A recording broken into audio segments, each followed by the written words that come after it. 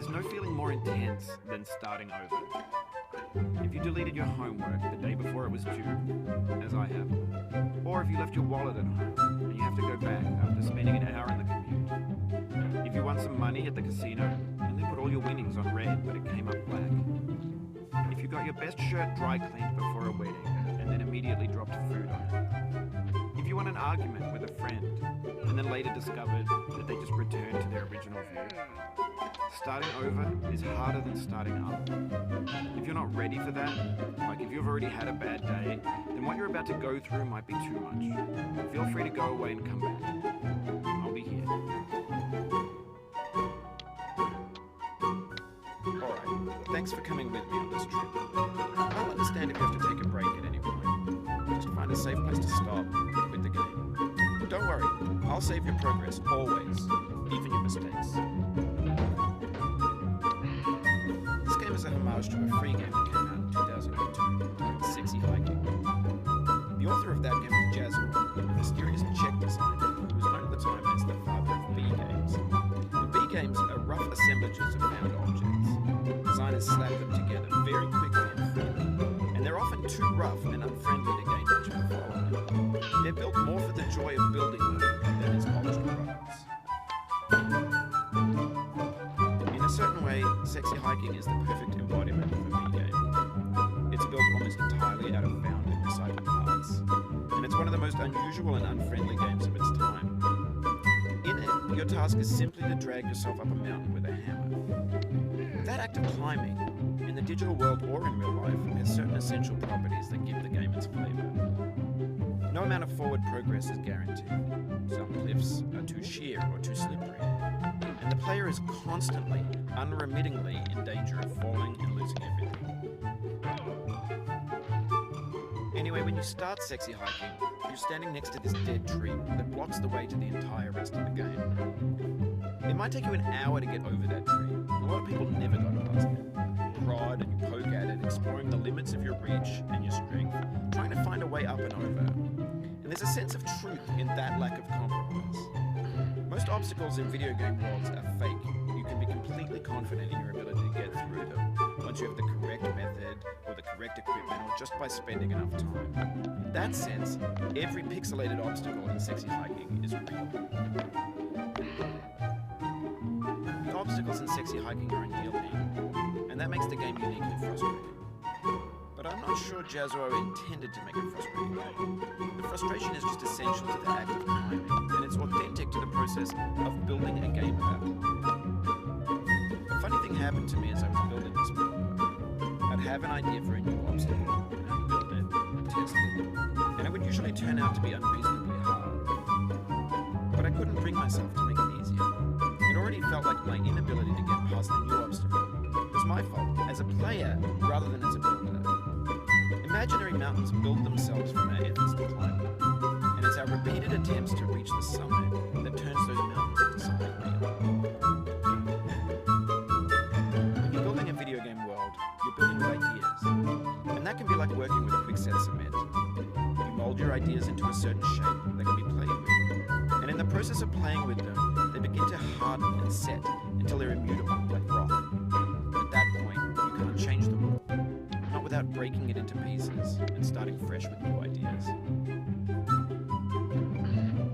For years now, people have been predicting that games would soon be made out of prefabricated objects, bought in a store and assembled into a world.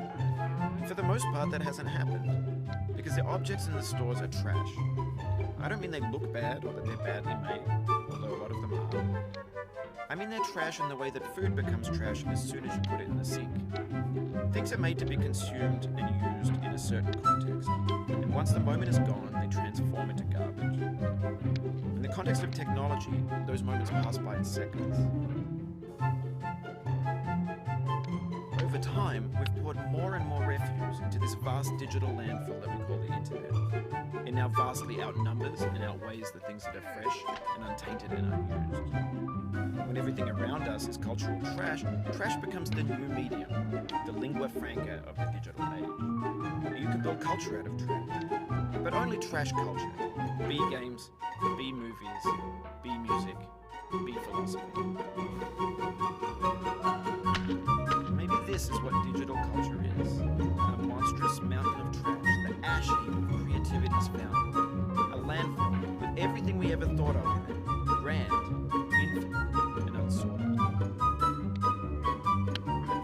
There's 3D models of breakfast, Gen X's fanfic novels, scan magazines, green screen Shia LaBeouf, banned stuff scenes on LiveLeak. Facebook's got lifelike bots with unbranded adverts and candid shots of Kanye and Taylor Swift mashups, car crash epic failed GIFs, Russian dashcam vids, discussions of McRibs, discarded, forgotten, unrecycled, muddled, rotten, untitled. Everything's fresh for about 6 seconds, until some newer thing beckons, and we hit refresh.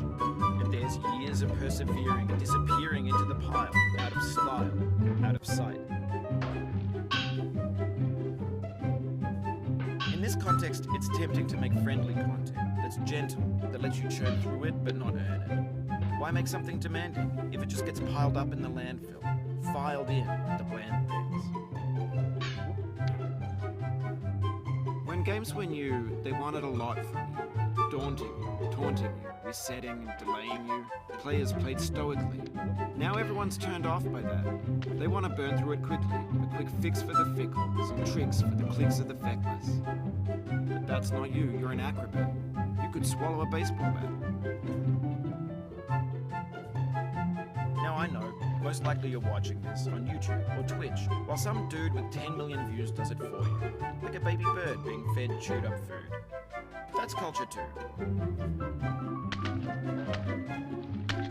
But on the off chance that you're playing this, what I'm saying is, trash is disposable, but maybe it doesn't have to be approachable. What's the feeling like? Are you stressed? I guess you don't hate it if you got this far. Feeling frustrated? It's underrated. An orange is sweet, juicy fruit, locked inside a bitter peel. That's not how I feel about a challenge. I only want the bitterness. It's coffee. It's grapefruit. It's licorice.